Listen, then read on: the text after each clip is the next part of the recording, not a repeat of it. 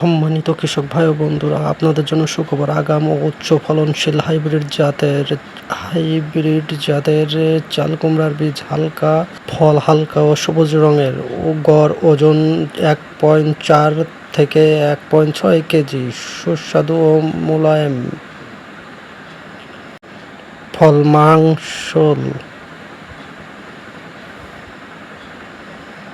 বপনের 50 দিন পর ফসল সংগ্রহ করা যায়।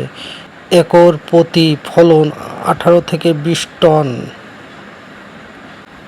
ইম্পোর্টার ও বাজারজাতকারী সরকার এগ্রো যশোর। এছাড়াও চাপাই কোপাই মরিচের বিস্তারিত।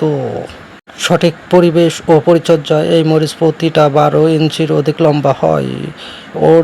Origin Japan. আমাদের দেশের আবহাওয়ায় সারা বছর চাষ করা যায়। লাগানোর 40 থেকে 60 দিন পর থেকেই মরিচ ধরা শুরু করে। অতি রোদ ও অতিবৃষ্টি থেকে বাঁচাতে পারলেও 3 থেকে 4 বছর মরিচ সংগ্রহ করা যায়।